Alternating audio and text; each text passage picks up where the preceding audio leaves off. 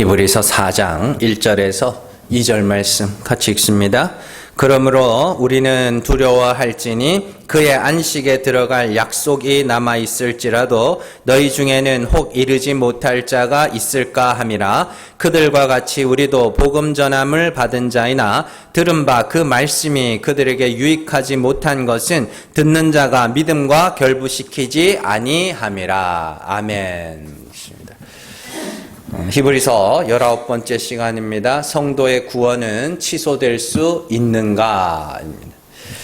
오늘 말씀은 신학적으로 굉장히 논란이 되는 주제를 살펴보려고 합니다. 예수를 믿는 사람의 구원이 과연 취소될 수 있는가 하는 문제죠. 예수를 믿으면 구원을 얻는다는 것은 우리가 익히 들어서 알고 있습니다. 그리고 예수를 믿는 사람들은 하나님께서 창세전에 택하신 자들이며 택하신 자들에게 성령을 부어 성령이 아니고서는 그리스도를 주라 고백할 수 있는 자가 없다는 것도 알고 있습니다. 그런데 오늘 말씀에서는 마치 믿는 자들의 구원이 취소될 수도 있는 것처럼 이야기를 합니다. 오늘 말씀에 처음에 나오는 말씀이 그러므로 우리는 두려워할지니 이렇게 되어 있습니다. 안식에 들어갈 약속이 남아있을지라도 이르지 못할 자가 있을까 함이라 이렇게 이야기를 하죠. 그러니까 두려워해라. 왜냐? 약속을 받았더라도 너희 중에 가지 못할 자, 그 안식, 영원한 하나님 나라입니다. 들어가지 못할 자가 있을 수도 있다는 이야기죠. 그나마 다행인 것은 혹 있을까 함이라 이렇게 돼 있죠. 그래서 확실한 건 아니다 이런 뜻입니다. 그러니까 혹시라도 못 갈 수도 있으니까 조심해라 이런 뜻이거든요. 그래서 그러나 아무리 혹 있을까 함이라고 말한다고 해도 여전히 구원이 취소가 될 가능성이 남아있죠. 그러면은 이게 사람을 얼마나 무섭게 하는지 아셔야 됩니다. 이렇게 돼요. 신앙생활을 60년, 70년, 모태신앙, 저 같은 사람은 모태신앙이라서 요즘에 평균 연령, 기대 수명이 83세 이렇다는데 80년을 신앙생활을 하고 하나님 앞에 갔는데 너 탈락. 이렇게 되면 어떻게 되는 거예요? 와, 난 너무 억울할 것 같은데. 그럴 수도 있다는 이야기예요. 자. 그리고 구원이 취소될 수도 있다는 말을 하기 위해서 3장에서 광야에서 죽임을 당한 이스라엘을 예로 들고 있죠. 처음 애굽에서 나온 사람들은 가나안 땅을 유업으로 주시겠다는 약속을 받은 사람들입니다. 자, 그런데 그들이 결국에는 광야에서 죽임을 당했죠. 이것처럼 너희 중에도 어떻게 해요? 약속을 받았다 할지라도 안식에 들어가지 못할 자가 있을 수도 있다 이렇게 이야기를 합니다. 그러니까 이 말씀만 보면 너희 구원이 취소될 수도 있으니 두려워해라, 조심해라 이렇게 이야기하는 것처럼 보이죠. 예전에 어느 교회 목사님이 지옥에 가는 크리스찬이라는 책을 썼습니다. 지옥에 가는 크리스찬. 그래서 그 때문에 그 목사님이 이단으로 판결이 났습니다. 그 책의 내용은 간단합니다. 예수 그리스도를 믿고 나서 엉망진창으로 살면 지옥 갈 수도 있다. 이렇게 된 거죠. 그래서 이건 이신칭의의 교리에 어긋난다 해서 그 사람이 이단으로 정죄가 됐습니다. 그런데 그 사람이 대놓고 그렇게 지옥에 가는 크리스찬이라는 책을 대놓고 썼기 때문에 그 사람이 이단으로 정죄당한 거지. 사실은 오늘날 교회 안에서도 그렇게 가르치는 사람들 되게 많습니다. 딱 그러면 이렇게 살면 지옥 갑니다. 이렇게 말하지는 않는데 비슷하게 말합니다. 그렇게 살면 믿는 자가 아니죠. 믿는 자는 이렇게 살아야죠. 라고 그렇게 가르치는 거나 이렇게 예수 믿는다고 하면서 엉망진창으로 살면 지옥 갑니다. 라고 가르치는 거나 똑같은 거예요. 자, 그렇다면 과연 성도의 구원은 취소될 수 있는가? 결론부터 말하면 절대 취소되지 않습니다. 절대로 취소되지 않습니다. 믿는다면 취소되지 않습니다. 믿지 않기 때문에 취소되는 거지. 자, 19절, 3장 19절 말씀 같이 읽습니다. 3장 19절 바로 앞에 있죠. 같이 읽습니다. 이로 보건대 그들이 믿지 아니함으로 능히 들어가지 못한 것이라. 광야의 이스라엘, 광야에서 다 죽임을 당한 이스라엘 백성들은 애초에 믿지도 않았다는 거죠. 약속은 받았지만 믿음이 없어서 가나안에 못 들어간 거지, 그들이 믿었음에도 불구하고 가나안에 못 들어간 것이 아니라는 말입니다. 그러니까 우리가 올바로 믿으면 절대로 구원은 취소되지 않는다라는 것이죠. 자, 그렇다면 히브리서 기자는 왜 구원이 취소될 수도 있는 것처럼 말하고 있는가?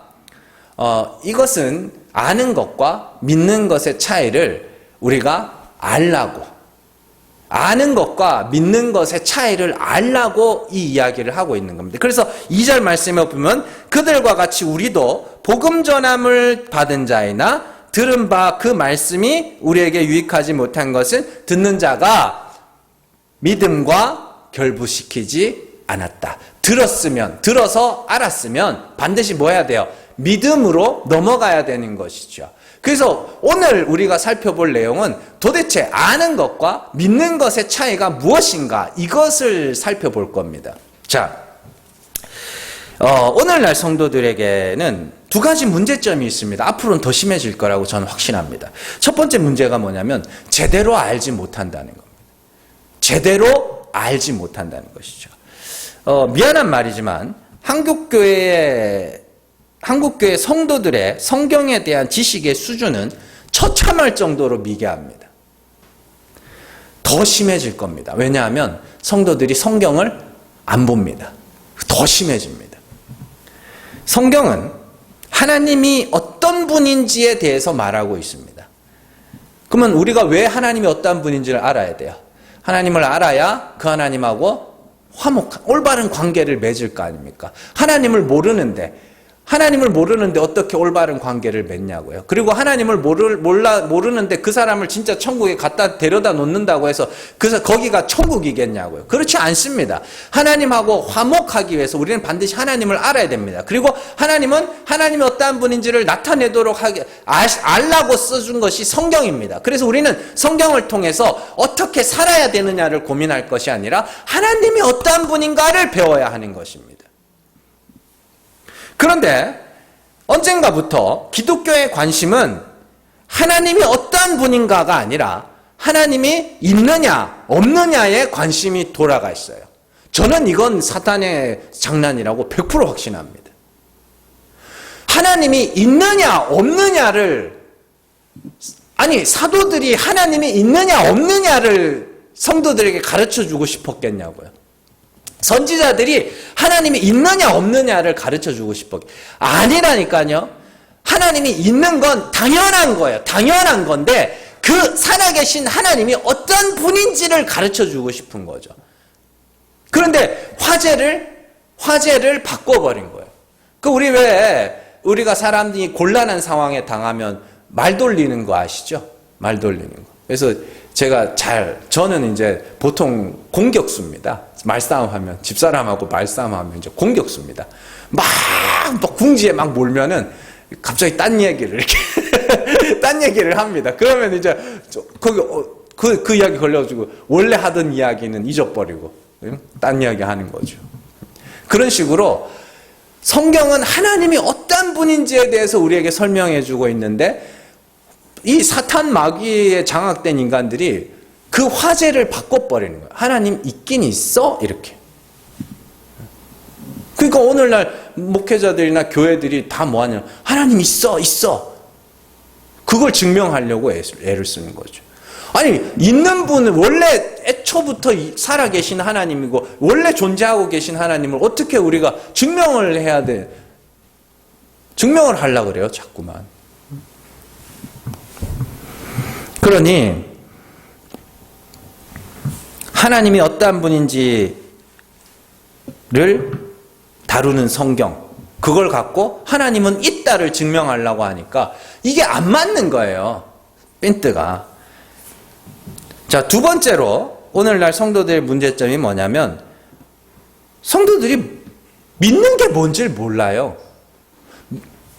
믿는다는 건 보이지 않는 하나님이 죽은 자를 살리시는 하나님이심을 믿는다는 이야기입니다. 예수님은 영광의 광채로 본체의 형상으로 오셔서 아무도 보지 못한 그 하나님을 우리에게 나타내신 거예요. 그럼 우리는 그리스도를 통하여 누구를 봐야 되는가? 하나님을 봐야 되는 거죠. 그래서 예수님을 뭐라 그래요? 말씀이라고 이야기해요. 말씀은 하나님이라고 이야기를 하는 겁니다. 보이지 않는 하나님을 나타내기 위해서 오셨습니다. 그래서 예수를 믿는다는 말 안에는 참 하나님은 예수 그리스도께서 나타내신 죽은 자를 살리시는 하나님이심을 믿는다는 뜻을 그 안에 내포하고 있는 겁니다. 그런데 믿는다고 하는 자들이 믿는 게 뭔지도 몰라요. 그러면 제대로 아는 것도 없고 믿는 게 뭔지도 모르는데 도대체 그 사람들은 무슨 신앙생활을 하고 있는 걸까요? 그냥 육체의 본성을 따라서 열심히 교회 생활하면서 그냥 자기 공적을 쌓아가면서 착한 일 하고 봉사하고 구제하면 하나님이 복도 주시고 구원도 주실 거라고 생각을 하는 거죠. 그러니 하나님 중심의 신앙생활이 아니라 목사 중심의 신앙생활을 하고 있는 겁니다. 말씀 중심의 신앙생활이 아니라 설교 중심의 신앙생활을 하는 거예요. 여러분들 하나님 중심의 신앙생활의 반대는 목사 중심의 신앙생활이에요. 성경 중심의 신앙생활의 반대는 설교 중심의 신앙생활이라고요. 여러분들은 저는 성경을 풀어주는 사람이고 성경을 해석해주는 사람이지 저는 여러분들의 삶을 좌지우지하는 사람이 되면 안 됩니다. 여러분들은 성경을 읽고 제 설교를 통해서 하나님이 이런 분이 맞구나. 그걸 아셔야 되는 거예요. 그리고 그 하나님하고 화목하셔야 되는 거죠. 그러니 성도들이 아는 것도 없고 믿는 게 뭔지도 모르니까 그냥 열심히 뭐만 하면 이제 뭐 하는 거예요? 마음에 좀 평안해지는 거예요. 그럼 뭐 안 하면 불안해하고. 그러면서도 그냥 주워 들은 건 있어가지고 믿음 그런. 그 요즘에는 불교도 뭐라 그러냐? 나는 불교 믿어. 이러. 이슬람교도 나는 알라신을 믿어. 이러. 그 뭔 말이에요, 그게? 그럼 다 그날들 다 믿으면 다 구원이에요, 걔네들도? 뭘 믿는다는데? 그 이야기가 아니잖아요. 베드로전서 1장 21절 말씀 같이 읽습니다. 너희는 그를 죽은 자 가운데서 살리시고 영광을 주신 하나님을 그리스도로 말미암아 믿는 자니 너희 믿음과 소망이 하나님께 있게 하셨느니라. 아멘. 잘 보세요. 예수 그리스도를 죽은 자 가운데서 살리신 하나님을 믿는다고 그러죠. 그리스도로 말미암아 하나님을 믿는다. 그러니까 그러면서 너희 믿음과 소망이 어디에? 하나님께 있다. 그러니까 우리 믿음의 대상이 누구예요? 하나님이라니까요. 그 하나님이 어떤 분이에요? 그리스도를 죽은 자 가운데서 살리신 하나님. 그래서 우리가 믿는다는 건 하나님이 죽은 자를 살리시는 분이심을 믿는 거예요. 로마서 10장 9절 말씀 같이 읽습니다. 내가 만일 내 입으로 예수를 주로 시인하며 또 하나님께서 그를 죽은 자 가운데서 살리신 것을 네 마음에 믿으면 구원을 받으리라. 아멘. 뭘 믿는데요? 뭘 믿는데요? 하나님이 예수를 죽은 자 가운데서 살리신 것을 믿으면 구원을 받는다. 그러니까 뭘 믿는 거예요? 하나님이 죽은 자를 살리시는 분이심을 믿는 거예요. 이게 아주 중요한 거라니까요, 여러분들. 이거 말고도 많습니다. 다 찾아드리려면 시간이 너무 걸려서 2개만 뽑은 거예요. 예수를 믿는다. 하나님이 죽은 자를 살리시는 분이심을 믿는다. 이걸 마음에 믿으면 어떻게 해요? 구원을 받으리라. 그러면 믿으면 반드시 행함이 따라와야 합니다. 믿으면 행함이 따라야 돼요. 하나님이 죽은 자를 살리시는 분이심을 믿으면 무슨 행함이 따라와야 돼요? 하나님이 살리셔야 할 죽은 자가 되는 그 행함이 따라와야 되는 거죠. 그렇게 내가 죄를 자백하고 죽는 것, 율법에 대하여 죽는 것, 그래서 하나님의 은혜, 하나님이 불쌍히 여기셔야 구원에 이를 수 있는 자입니다. 그걸 행함이 있는 믿음이라 그래요. 그걸 세례요, 마음의 할례요, 중생이요, 부활이요, 이렇게 부르는 겁니다. 그래서 사도 바울이 나는 날마다 죽노라. 왜요? 하나님이 죽은 자를 살리시는 분이심을 믿기 때문에 날마다 죽어. 근데 날마다 죽는 게 곧 뭐예요? 사는 길이잖아요. 그래서 내가 죽은 자 같으나 산 자다 이렇게 이야기해요. 반드시 살리실 줄 믿기 때문에 죽는 거거든요. 빌립보서 3장 10절에서 11절 말씀 같이 읽습니다. 내가 그리스도와 그 부활의 권능과 그 고난의 참여함을 알고자 하여 그의 죽으심을 본받아 어떻게 해서든지 죽은 자 가운데서 부활에 이르려 하노니. 어떻게 해서든지 죽은 자 가운데서 부활에 이르기 위해서 바울이 한 일이 뭐예요? 그의 죽으심을 본받아 죽었다는 이야기입니다. 그의 죽으심을 본받아 죽었어요. 그래야 부활에 동참하는 겁니다. 그러니까 성도들에게 제일 먼저 필요한 게 뭐냐면 올바른 지식입니다. 올바른 하나님을 아는 지식. 본체의 형상이신 예수님께서 나타내신 하나님이 죽은 자를 살리시는 하나님이라는 그 올바른 지식, 이거 여러분들이 아셔야 되는 거예요. 그리고 하나님이 그런 분임을 알았으면 믿어야 하고, 믿었으면 뭐 해야 돼요? 그리스도와 같은 죽음을 죽어야 합니다. 이 세 가지가 충족된 상태를 오늘 말씀에서 2절 마지막에 듣는 자가 믿음과 결부시켰다라고 이야기를 하는 겁니다. 제대로 알고 믿고 행하는 거. 아시겠죠? 하나님이 그러한 분임을 알았어요. 그리고 나서 그 하나님하고 어떻게 해요? 하나님이 죽은 자를 살리시는 분이면 나는 죽어야 되겠네. 그래서 죽었어요. 그러면 그게 믿음과 지식이 결부된 상태. 근데 만약에 이런 사람이 있어요. 알긴 알아. 알긴 아는데 죽지를 못해요. 그 사람이 뭐예요? 믿음과 아는 것과 믿는 것을 결부시키지 못한 상태. 이렇게 이야기를 하는 겁니다. 특히 이제 오늘 말씀에서 히브리서 기자가 강조하는 것은 알지만 믿지 않는 것입니다. 이는 아는 것과 믿는 것은 엄연히 다르다는 이야기죠. 그렇다면 우리가 아는 건 뭐예요? 아는 건 복음이죠. 그래서 오늘 말씀에도 보면은 2절에 보시면 우리도 복음 전함을 받은 자이다. 복음이 뭡니까? 복음이 딴 거 없어요. 하나님이 죽은 자를 살리시는 분이라는 게 복음입니다. 왜 복음이냐? 그게 그 전까지는 하나님을 어떤 분으로 알고 있었어요? 율법의 하나님으로 알고 있었어요. 내가 열심히 착하게 살고 열심히 의를 행하여 내가 정말 하나님이 인정하실 만한 사람이 돼야 구원에 이를 수 있다는 그 율법의 하나님으로 알고 있었다니까요. 그런데 예수님이 오셔서 율법은 죽으라고 준 거고 율법으로 죄를 알고 하나님의 긍휼을 구하면 그가 구원을 받는다고. 그렇게 되니까 그동안 다 뭐하고 있었어요? 몰래 숨기고 있었던 그 죄들, 누구가 들킬까봐 조마조마했던 그게 이제 어떻게 돼요? 탁 풀려버려요. 기쁜 소식이군. 하나님이 죽은 자를 살리시는 분이었구나. 은혜의 하나님이었구나. 그래서 하나님의 긍휼을 구하는 자는 구원에 이른다고. 그렇게 됐을 때 그게 복음이죠. 자, 히브리서에서는 복음을 어떻게 설명하고 있는가? 우리 앞서 2장에서 본 적이 있습니다. 2장 9절 말씀 같이 읽습니다.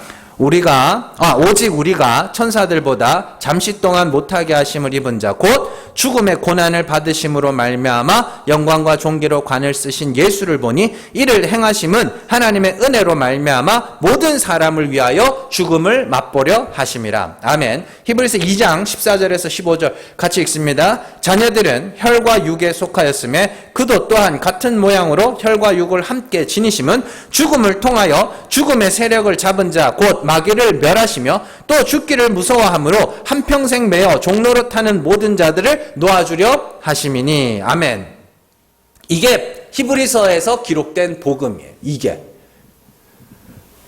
자, 2장 9절의 말씀을 먼저 보시면 죽음의 고난을 통하여 영광과 존귀로 관을 쓰신 예수, 이렇게 되어 있는데 조금 더 쉽게 제가 풀어드리면 죽음의 고난을 통과함으로 말미암아 영광과 존귀로 관을 쓰셨다. 십자가를 통과하여 아버지 보좌 우편에 올라가셨다. 그래서 예수님이 그렇게 십자가를 통과하신 이유가 뭐냐? 2장 9절 후반부에 나오죠. 모든 사람을 위하여 죽음을 맛보려 하심이라. 자, 모든 사람, 구원받는 모든 사람입니다. 구원받은 모든 사람들은 반드시 십자가를 통과하여 영광과 존귀로 관을 쓰는 그 과정을 걸어가야 돼요. 자, 구원의 창시자이신 예수님께서 제일 먼저 그 길을 뭐 하신 거예요? 걸어가신 거예요. 이게 생명길이야, 이게 구원의 길이야, 이게 천국 가는 길이야 보여주신 겁니다. 십자가에서 죽으면 하나님이 살리셔서 보좌 우편에 앉히신다. 그러니까 나를 따라. 그래서 우리가 뭐 하라 그래요? 우리가 예수를 바라보자. 이렇게 이야기하는 겁니다. 그러니까 우리도 뭐 하라는 거예요? 십자가에서 죽으라는 거죠. 내가 저주받을 죄인임을 하나님 앞에 고백하라는 거죠. 내 행위로는 의에 이를 수 없으니 주여 나를 불쌍히 여기소서, 이 고백을 하라는 거죠. 2장 14절에서도 마찬가지입니다. 자녀들은 혈과 육에 속하였으며 그도 또한 같은 혈과 육을 지니셨어요. 우리가 이렇게 이 혈과 육을 지닌 상태로 살아가잖아요. 예수님도 똑같이 우리가 똑같이 혈과 육을 지닌 상태로 이 땅에 오셨습니다. 왜냐하면 죽음을 통하여 죽음의 세력을 잡은 자 마귀를 멸하시기 위해서. 그게 왜냐? 한평생 매여 종로로 타는, 죽기를 무서워하여 한평생 종로로 타는 우리에게 죽으면 산다는 걸 보여주기 위해서 예수님이 똑같은 모양으로 오셨다. 그래서 제가 이 부분을 설명하면서 여러분들에게 말씀했죠. 예수님이 목자이시면서도 양이라고 설명을 했죠. 목자는 길을 아시는 분, 길을 인도하는 분이며 양으로 오신 이유는 뭐라 그랬어요? 양된 우리도 갈 수 있는 길이라는 걸 보여주기 위해서. 그래서 예수님이 혈과 육을 입고 오셔서 죽으면 산다는 걸 보여주신 거예요. 그게 마귀의 권세를 이기는 거란 말입니다. 그러면 마귀가 절대 못하게 하는 게 뭐겠어요? 죽는 거를 막겠죠. 우리가 죄를 자백하는 걸 막겠죠. 그러고 보면 우리의 인생이 항상 마귀에게 장악되어 있었다니까요. 내 죄가 드러나고 내 부끄러움이 드러날 때 제일 먼저 하는 게 뭡니까? 나 아니야. 나 아니야. 핑계대고 변명하고. 그게 마귀의 역사 아래 있었던 거예요. 죄를 인정하는 걸 세상 누구보다 억울해하는 게 인간들 아닙니까?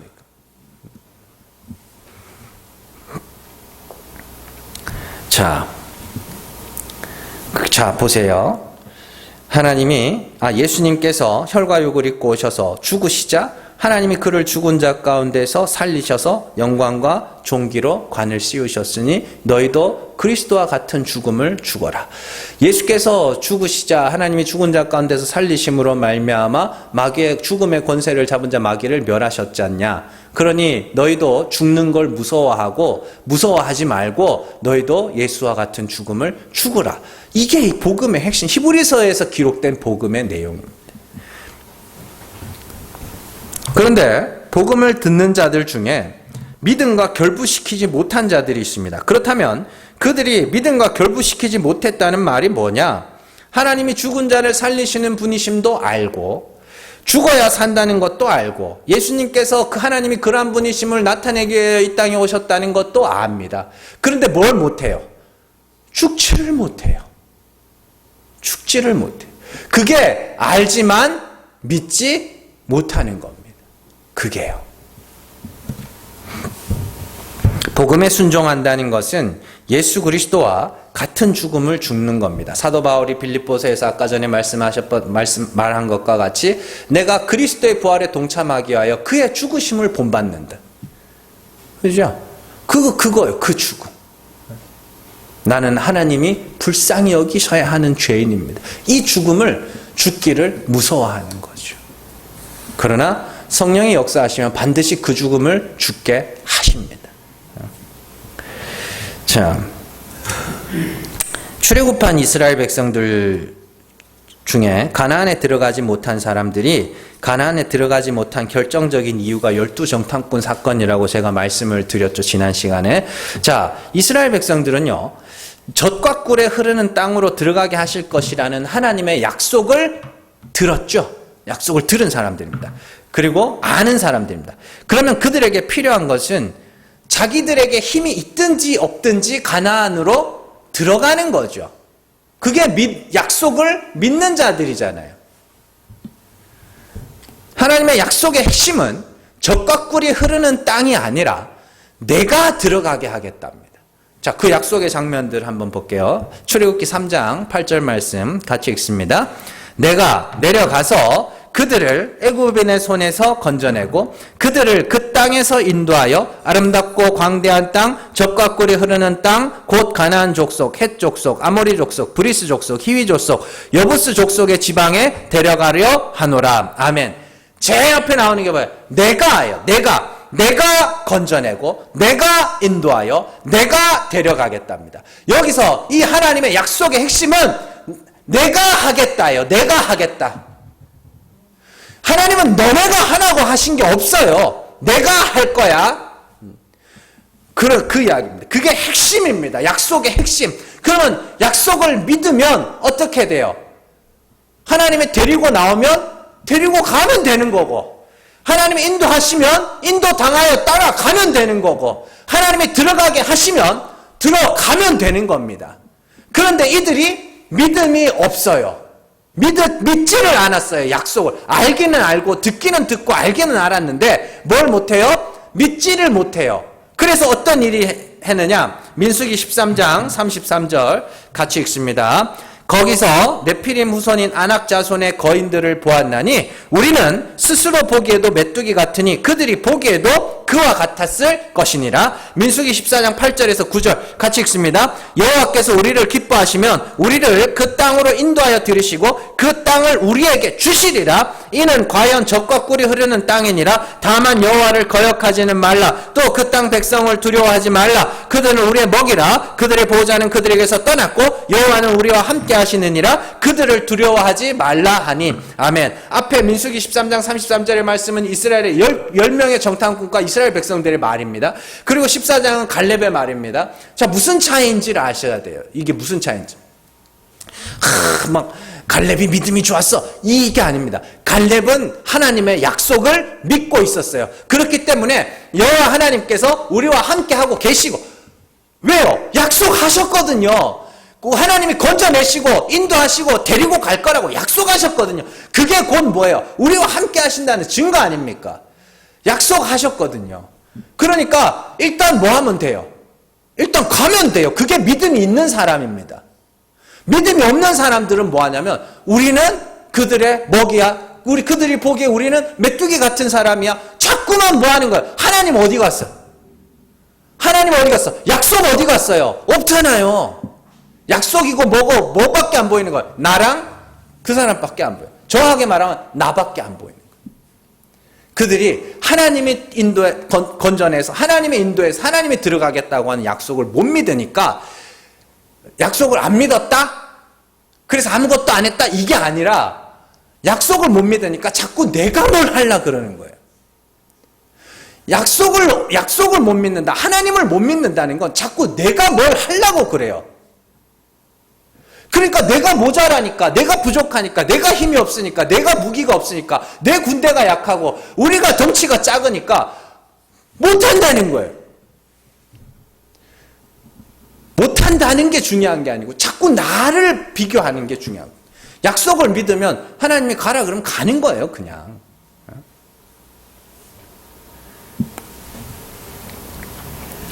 믿음이 없다는 증거는 나를 의지한다는 것이고, 믿음이 있다는 것은 하나님의 약속을 의지한다는 것입니다. 그 이야기를 구원의 이야기에 대입해 보면 이렇게 됩니다. 하나님은 예수 그리스도를 통해서 죽으면 산다는 것을 우리에게 보여주셨습니다. 약속입니다. 약속이에요.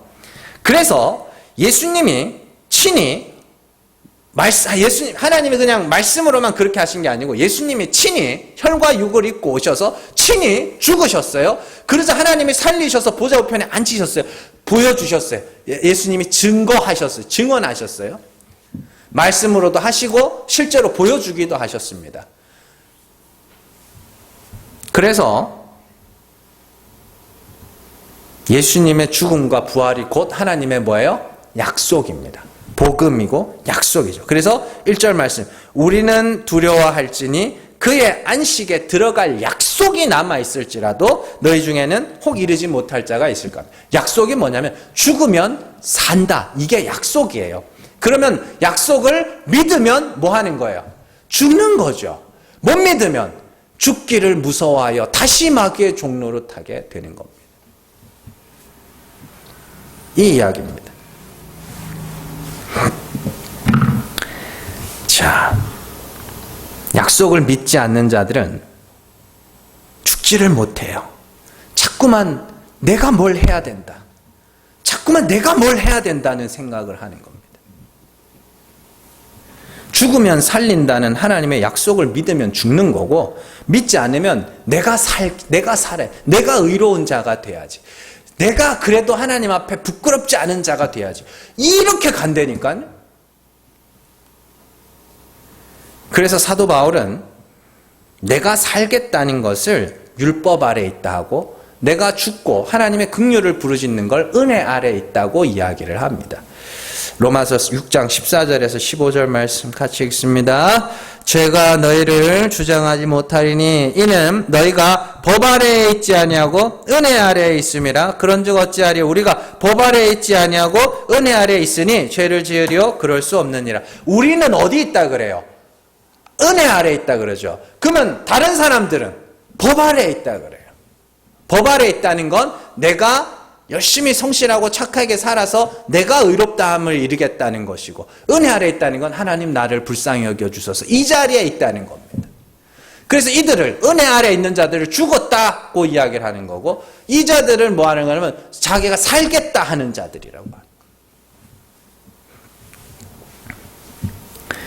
법 아래에 있는 자들이 믿음이 없는 자들이고, 은혜 아래에 있는 자들은 믿음이 있는 자들입니다.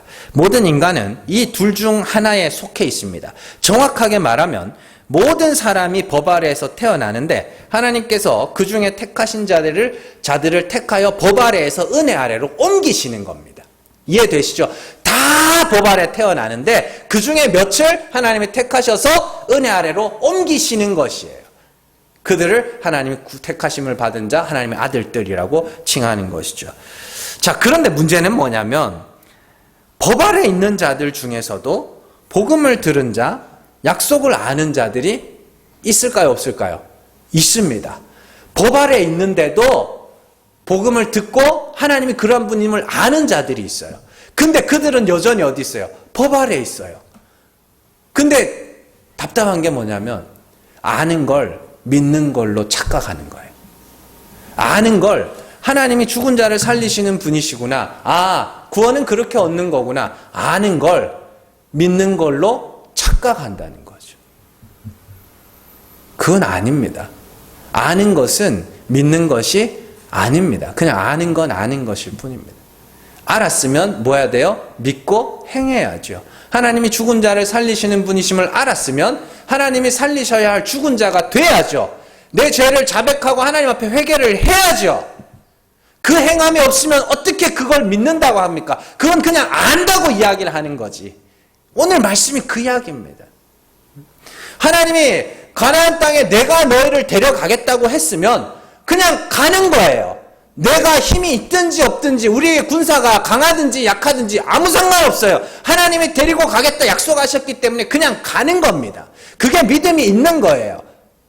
그게 아는 것과 믿는 것이 결부된 상태입니다. 그런데 알긴 알아요.